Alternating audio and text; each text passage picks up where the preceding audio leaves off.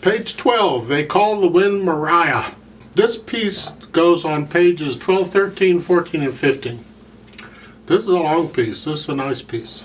I'll talk about it just briefly. Now, I'm hoping that if you're advanced enough to play something like this, you got the rhythms down pretty well and you can read the notes and you really don't need my help with that. So I'll just point out a few little tricky spots you may have problems with. And you'll have to ask questions on anything else you're having trouble with. Starting in the right hand, watch the fingering in the right hand. Okay, the fingering they've got for the most part is fine, so just follow it. Trickiness starts off at the bottom of page 12. The first and second measures. In the first measure you're here, but then for that eighth note, it's the second finger. But it's a new phrase, so you can lift up, and that's okay. So just follow the fingering they've got, you're fine. The pedal will help in places to connect it a little better because the hands are moving so much. This kind of thing happens when they take a piece that's not a piano piece, it's for orchestra or voice or something, and they try and make a piano arrangement of it. It doesn't work out real well. It's not pianistic. The last measure on page 12 is an example. These things, these chords, that's not pianistic.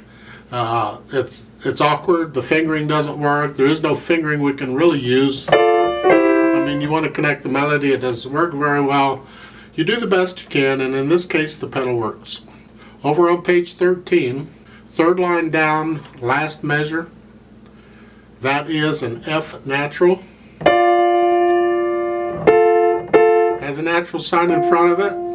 I don't know about you. The natural sign helped me. I keep wanting to play an F sharp there for some reason. But it is an F natural. On the last line, second measure, the first chord in the right hand, that B flat D, that is a B flat.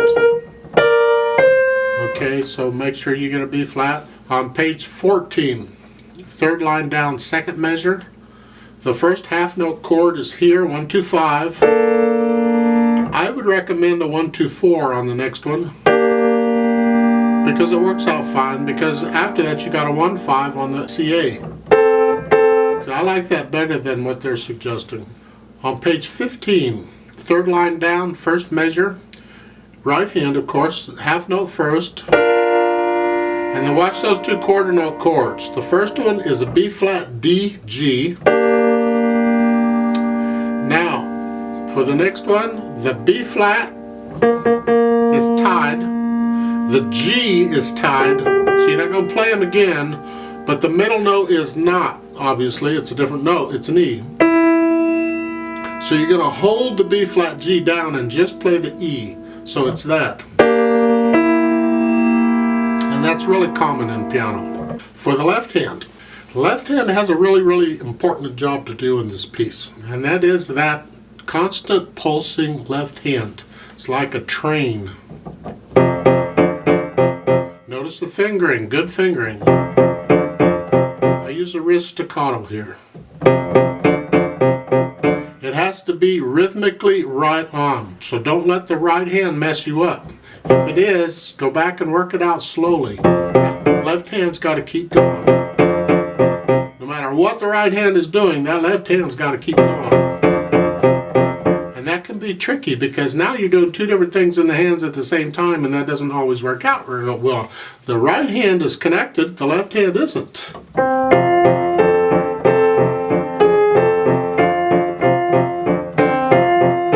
That takes a little bit of practice when you're combining things. At the bottom of page 12, the last line, going from the first measure to the second measure in the right hand, look out. This is a little bit tricky, but you can get it with a little practice. You're down here to start in the first measure.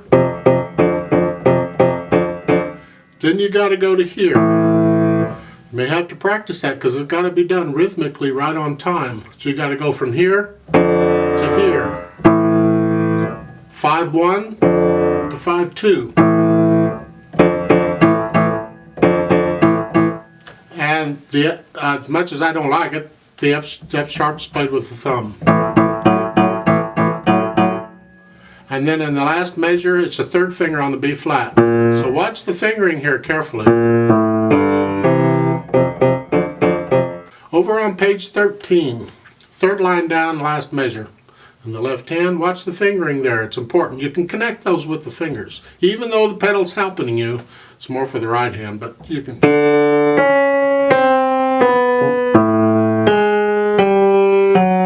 Okay, and then there. So watch that fingering carefully. I don't see anything to point out really on pages 14 and 50 for the left hand. You just play it, watch your fingering, play it like it is. Just be aware of the very last note at the bottom of page 15 for the left hand. That F is 8 VA under it, so it's here. As far as the road map goes, notice on page 12 there's a reverse repeat sign, second line.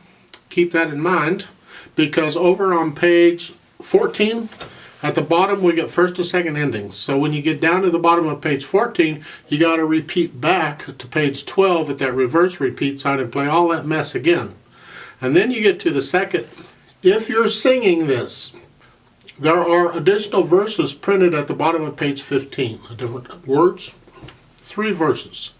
So you're going to do the first verse is printed on page 12 and 13 and 14, okay. The second verse is at the bottom of page 15. So when you take the first ending and you repeat back, you're going to sing the second verse. Then when you get down to the bottom of page 14 again, you take the first ending again and repeat back again so you can sing the third verse on the bottom of page 15.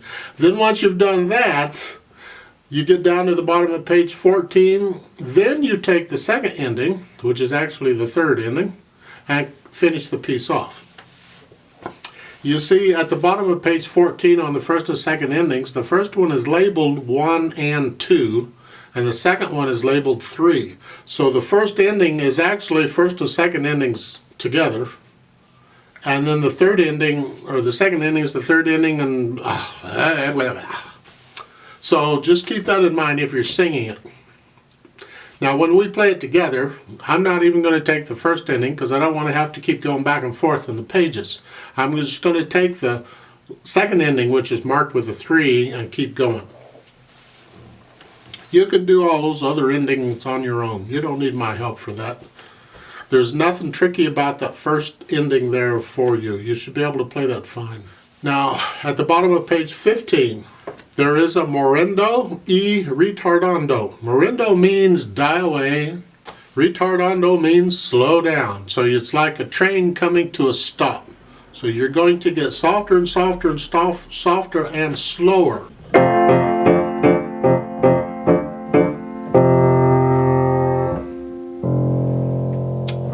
Now, when I do this sort of thing, and it's written similar to this, where I have a sustained notes in one hand and the other hand is doing something, how loud I am in the hand that does something depends on the dying away of the other hand. So, at the bottom of page 15, and the next to the last line, when I play that final chord in the right hand, and that stays down now for the rest of the piece, as that dies away, I'm listening to that. And I'm going to make the left hand match it. And I'm going to fade the left hand according to how the right hand is fading away. It's a very common technique. So here,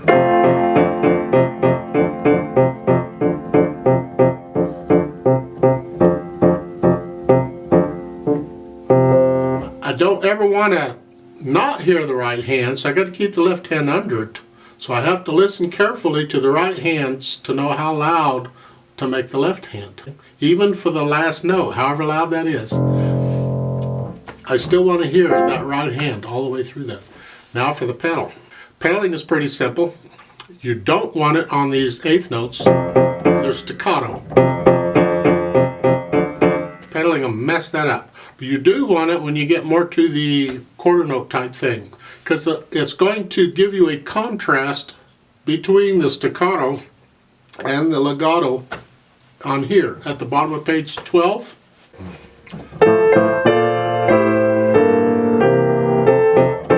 Then at the top of page 13, you're staccato all over again. Same thing at the bottom of page 13, starting with the last measure of the third line. It's very smooth, very connected, very legato until the last measure on page 13 and a staccato in the left hand again. You can get away with not pedaling at all as long as the left hand is doing that same pattern. You see on page 13, third line down, it's the last measure and the pickup to the last measure. The pedal's going down even as the left hand is still playing that. In my mind, you don't need to pedal it until the beginning of the last measure. So this stays. But you're going to make the right hand legato. You're going to connect that. No biggie, you've been connecting it all along, right? So the last two measures of the third line there. And then put the pedal down.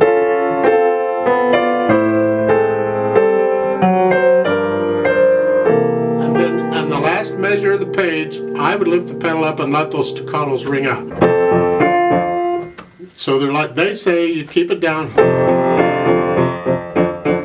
I like it better when I can hear the staccato in that left hand.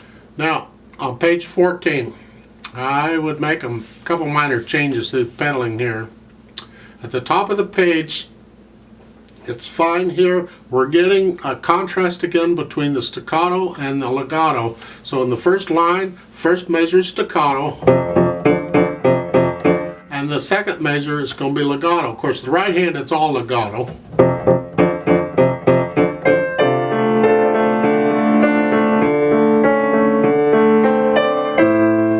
Couple of ways of doing this pedaling. It's the first two lines on page 14. We're pedaling the first line, the last measure of the first line is fine.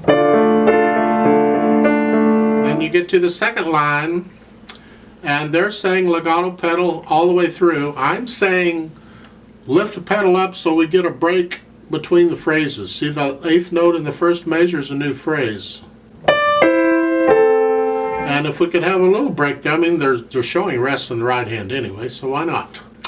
So those two measures, the last measure of the first line and the first measure of the second line is here.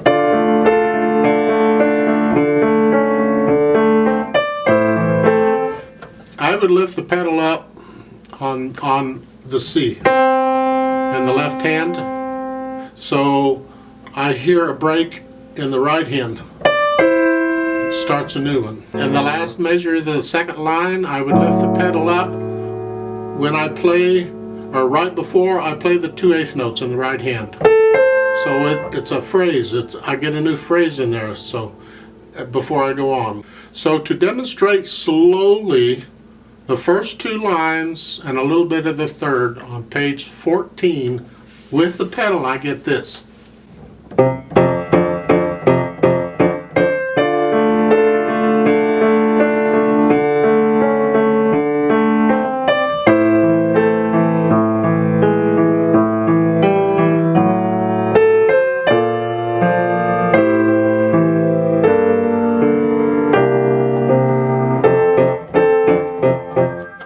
Page 14 and the third line down, the last measure, I would not pedal that last measure because you're back to the staccatos in the left hand. So, no. That to me is better than pedaling those two things. On page 15, it's the same style as what we did on 14. In the first line, in the second measure, I would lift the pedal up with when I play the C in the left hand. So that second measure is here. So I can hear a break in the right hand.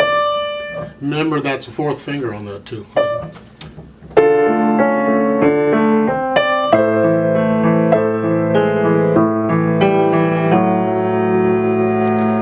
Lift the right hand up. 2 counts. I'm going to hold it. It's a fermata, so you hold it a little longer, but for the metronome, I'm just going to hold it the quarter rest, 2 counts, and then lift the pedal up so we get a little break, and then here.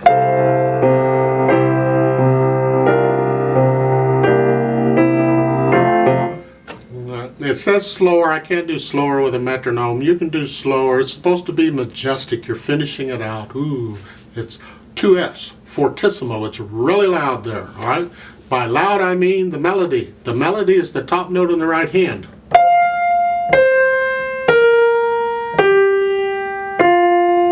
That's very loud. Everything else is under that.